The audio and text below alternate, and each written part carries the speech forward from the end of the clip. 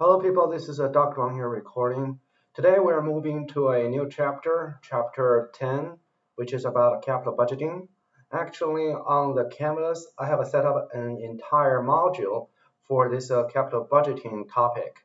So in chapter 10, we're going to learn how to judge whether a capital budgeting plan is successful or not. And in chapter 11, we're going to dig more into details about the construction of the cash flows. It is called a free cash flows, as I mentioned in previous chapter, as well as the risk analysis in capital budgeting plan. And in chapter 17, we're going to learn about the capital budgeting when foreign currencies gets involved. Like a company has a branch in another country using different currency, and that's gonna add some complications to our capital budgeting. So this is the whole module is about. All right. And for this chapter only, we're going to learn some vocabularies. Actually, there are some calculations and the formulas for these concepts. In particular, we're going to have a net present value, internal rate of return, modified internal rate of return, profitability index, payback period, and discounted payback periods. And we're also going to learn the cash flow calculation when the projects have an unequal life, economic life of a project, as well as how to optimize our capital budgeting. And capital budgeting from your accounting class, you know, it is about a long-term investment. And definitely that's gonna require a large amount of capital. Either you raise from your own equity or borrow from a debt holder. And this capital is going to be invested for a long time period, usually lasts for 5, 10, or even 20 years. And in the canvas, you have a report which is about the capital budgeting plan for Boeing company. And in that project, you are going to analyze a new aircraft model developed by Boeing and see how this new model would make money for the company. So this is the basics of a capital budgeting plan. If you look at this formula, the big picture here is to calculate net present value for a project. And you are going to lay out all the cash flows generated by this project, like how much money the first year would make, and what about the second year and until the last year. And you are going to discount each of the free cash flow in the future years by a discount rate. And this discount rate is the WACC in your chapter 9. And the WACC stands for weighted average cost of capital, which combines the different component capital and their cost. So when the company borrows a loan, and that's gonna be there gonna be interest paid to the bank, and that interest percentage is the cost of capital, and that's the discount rate here. All right, but you don't need to worry about WACC in this chapter as it was covered before. Okay, so you're going to discount all of the cash flows in the future with the cost of capital, and then you are going to subtract the initial cost from this project. How much lump sum money did it require? Did you spend at the beginning of the project? All right, so it's very important to the firm's future, definitely, because it involves most of the company's cash. And it takes a longer time, and definitely it provides the direction of the firm's operation in the future. All right, and you also need to know how to estimate the cash flows, both inflows and outflows, and all these cash flows are part of the free cash flow, and we're going to cover more in chapter 11. And you're going to know how to analyze the risk of the cash flows. Again, that's in the next chapter.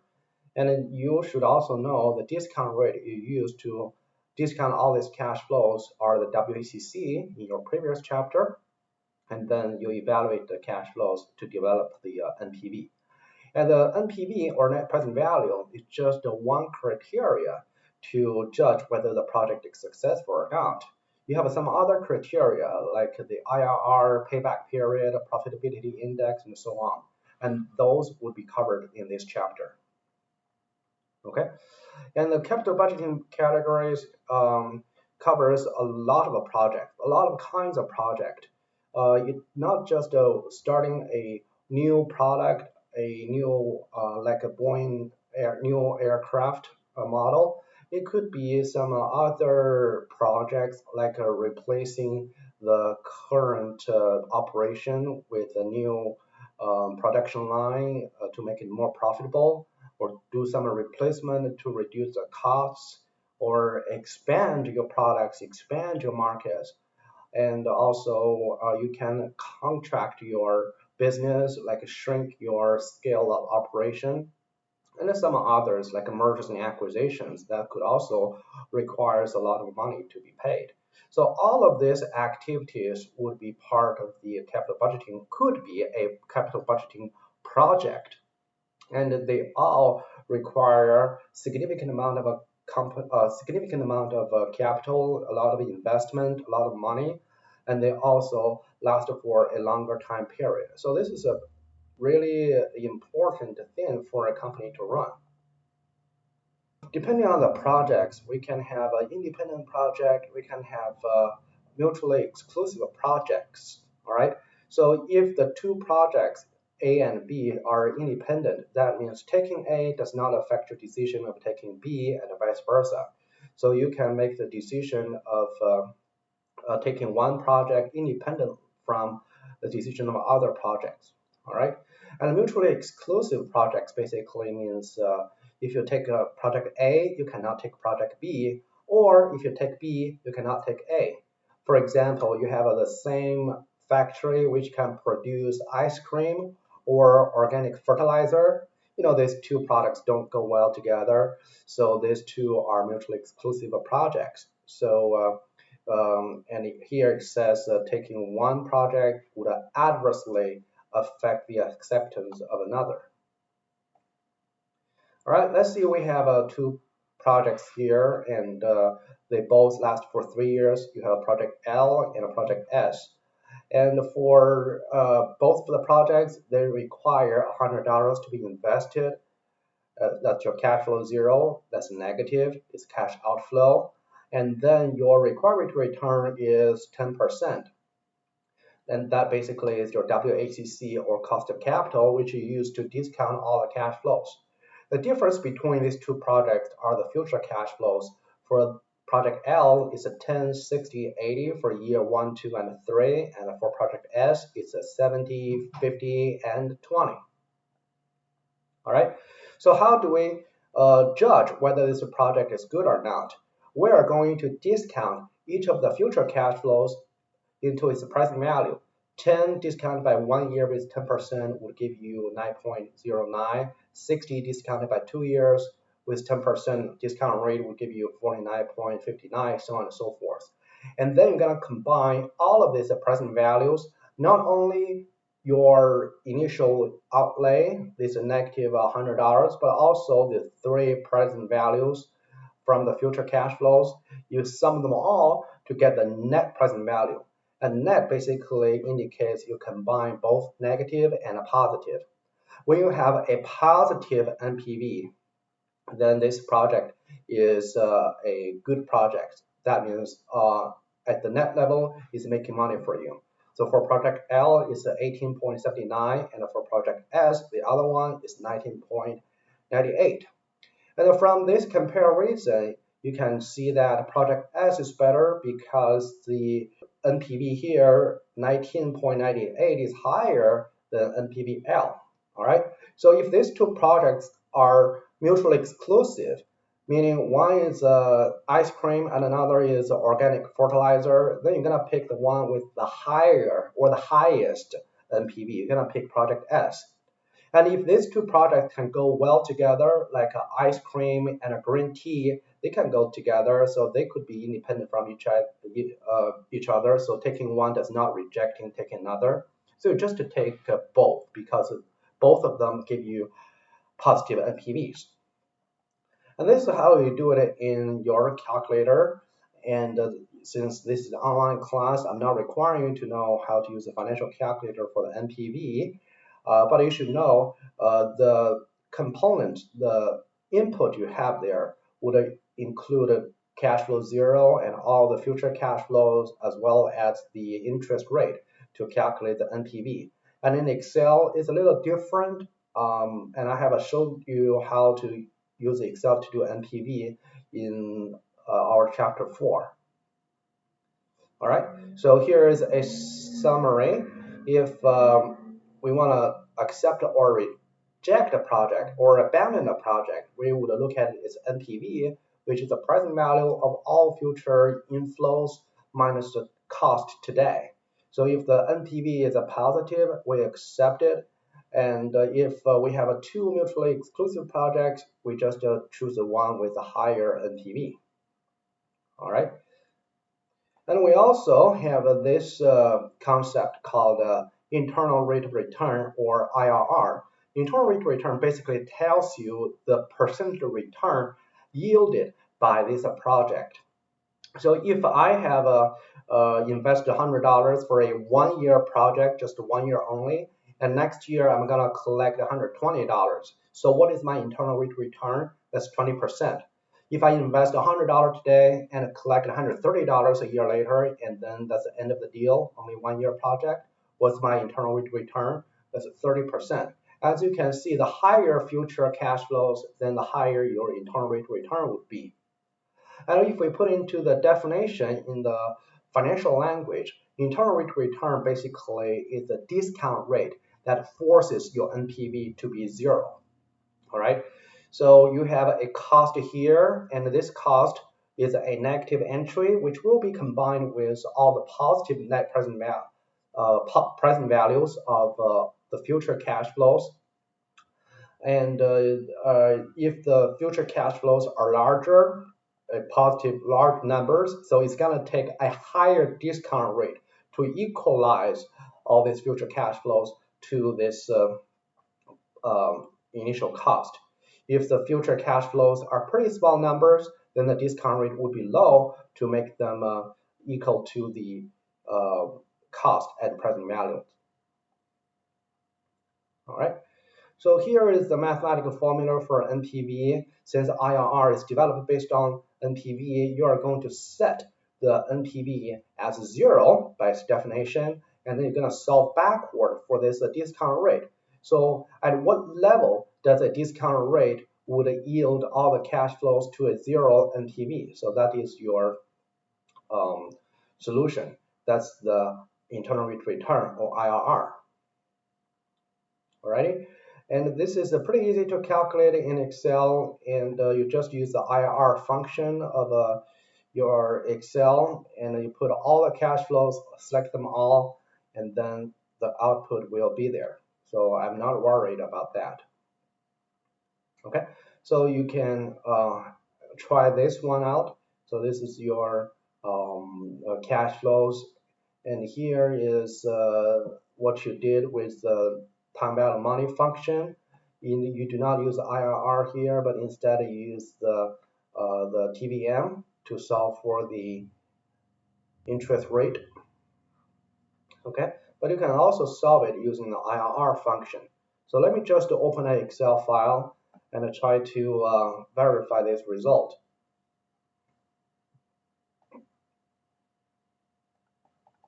So right here, I have a year 0, year 1, year 2, year 3, and my cash flow in year 0 is negative 100. In the next 3 years is $40 each. And then I just use the IRR, nice and easy, selecting all the cash flows. As you can see, my result is 9.7%. Since all of these cash flows are equal, I can treat them as a payment for a annuity. This is your chapter 4, and I can still solve for the rate of this annuity. I'm going to use 3 years. The payment is 40. Present value is negative 100. Future value is 0. Type is 0, and hit enter. I can get the same result. You can verify it when you have some time at home. Okay, so the rationale for the IRR method, definitely we want the IRR to be as high as possible because it brings the idea of the investment return in percentage this time. We can't just accept an IRR that has some returns. We need to consider whether the IRR is good enough. So if it is 5%, is that good enough? How do we know? We're going to know that by looking at our cost of capital, looking at our WACC. So if our cost of capital is 10%, put in a very simple case, I borrowed a loan from a bank and I pay 10% interest each year to my bank. So that's my cost of capital. And my IRR here is only 2% each year. So from the revenue side, from the cash flow side, I'm only making 2%. So is this a good project? No, definitely not, because the money I make is not good enough to cover the interest I pay. So this is not a good project. So the criteria here is the WACC, whether your IRR is greater than the WACC, than your cost of capital. If it's greater than the cost of capital, then this project is acceptable. That means you are making some return that could cover your cost of capital plus some actual return to the shareholders. And if it's below the WACC, then the IRR is not good. And once again, we need to take a look. If we make a comparison, we need to know whether the two projects are independent from each other. If they're independent from each other, selecting S does not affect the decision of selecting L, then we just choose the project with IRR higher than the WACC. If the two projects are mutually exclusive, then we just simply choose the one with higher IRR. And this IRR is not dependent on the cost of capital. Well, we need to make sure of that. So the cost of capital, or this lowercase r, is from your bond yield, stock returns, dividend yield, and bank loans, and all this, as well as your capital structure. But your IRR is purely from your operating side, how much money you invested and how much money you make each year. All right. So here we got two projects, and they have still the same cash flows for L and S. But when your discount rate or your cost of capital is different, then you would end up with different NPVs for the two projects. So let me just duplicate this result. So for project L, it's given right here, is a negative 100, 10, 60, and 80.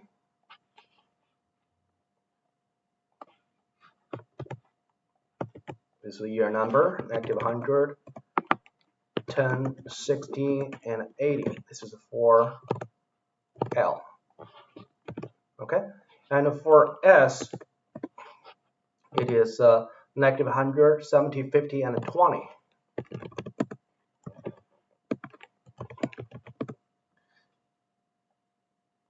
Okay, and if you want to calculate the NPV, you can't just take a look at the cash flows. That's not enough. So you need to know what would be your WACC or the required return. All right. So you could be 0%, could be 1%. Just put 1% there, and it could be 25. Okay, all the way to 25. Make them all percentage. Okay, making them all percentage. And now I'm going to calculate the NPV for L and then the NPV for S. And to get the NPV, I'm going to use the NPV function in Excel, and the rate here would be the rate in the same row. And for the values, I will use the future cash flows from cash flow 1 to cash flow n, and I will make sure I lock all the numbers here, because I'm going to drag it all the way down. And I want the discount rate to change, but I don't want my cash flows to change. All right. And then outside the NPV function, I'm going to add the cash flow 0. And once again, I'm going to lock it. The hotkey for locking is F4. Okay. Make this dollar. And then double click. As you can see, when my discount rate gets higher, that means the cost of capital increases. Then for the same cash flows, I would end up with less and less NPV or profits. And I'm going to do the same thing for project S. The rate is 0%. I don't lock this because I'm going to drag it down and make a change, but I do need to log all the other cash flows, including cash flow 0. Format pin term, make it a dollar term, and then I will drag it all the way down. So what you see here is if you compare the NPVL and the NPVS, which one is better?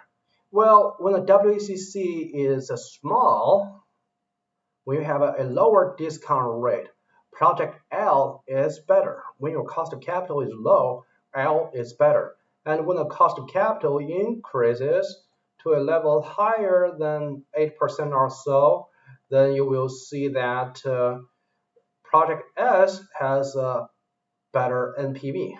All right, you see 22 is greater than 21, 20 is greater than 19.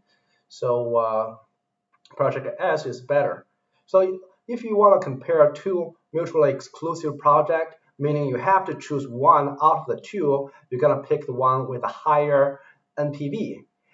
And which one has a higher NPV is truly depending on the level of your cost of capital. Okay, so when your cost of capital is low, you choose one, and when your cost of capital is high, you choose another. And how do we know where the cutoff point is? You see it right here, 8% would give you the same NPV for the both projects, but 8% is not quite an exact number. And this comes to the idea of solving for crossover rate. Okay, crossover rate. How do you solve for crossover rate? So crossover rate basically is the WACC that makes the two projects having the same NPV. All right. So when you have the crossover rate as a discount rate, the NPVL would be just equal to NPVS. So how do you solve for that? You can, let me just insert a column here. You can create a column here for the cash flow. It's called a cash flow differential. It does not matter whether you use L minus S or S minus L, it's the same. So you just use L minus S here. All right, so the difference for the 0 year is 0, and then there will be some difference for the future years. And then you're going to solve for the internal rate of return based on the cash flow differentials. Nice and easy. So this is your crossover rate. So when the discount rate or your cost of capital is 8.7% here or 8.680%, if you want more details, then the two projects would give your same NPV. So you should be indifferent between selecting both projects. Okay, so here would be your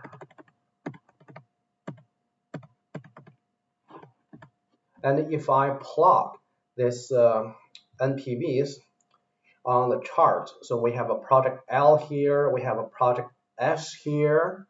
All right, as you can see, the vertical axis stands for the discount rate. It goes from 0 all the way to 23, 25%. The horizontal axis, discount rate or the cost of capital. The vertical axis is the net present value of the two projects. And you can see that for project L, when the discount rate is 0, it is the NPV is 50. And for project S, when discount rate is 0, the NPV is 40. And that basically is consistent with my calculation here. All right, and you will see that the crossover rate is 8.7%. That's where the two curves intercept with each other. That's when they have the same level of NPV, same Y value. And from that point on, you will see L becomes lower and S becomes higher. And those two projects yield different IRRs or internal rate of return. Project S IRR is 23.6%, L is 18.1%. And to calculate the IRR, it is super duper easy. Just select all the cash flows and then that's it. Okay, if you just look at the IRR, then you would know that project S is better because IRR is higher. However, if you look at the NPV, when you have a very small cost of capital, then project L would be the better one. Do you see this inconsistency here? Based on IRR, you choose S, but if the WACC is low, you choose L. So there's always conflicts between making decisions on different criteria, either NPV or IRR. So what do we do? Well, if we have a mutually exclusive projects, definitely we go with the NPV. And the NPV basically incorporates the cost of capital. This is another adding factor we need to consider. Whereas in IRR calculation, we just simply put all the cash flows together to develop a rate, and there's no working capital or the discount rate playing a role here. So NPV would be the better tool.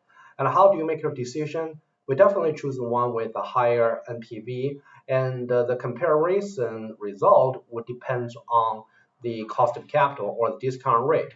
So when the discount rate is from 0% to 8.7%, we choose the project L because NPV there is higher than the NPV S. And when the cost of capital is higher than 8.7%, we choose project S because the NPV here is higher. And when we choose project S, we know that project S has higher IRR, and the project L, when we choose the project L here, when cost of capital is low, we know that the IRR for L is lower. So if that's the case, we don't always choose the one with higher IRR. Sometimes we choose project L with a lower IRR just because the cost of capital is low.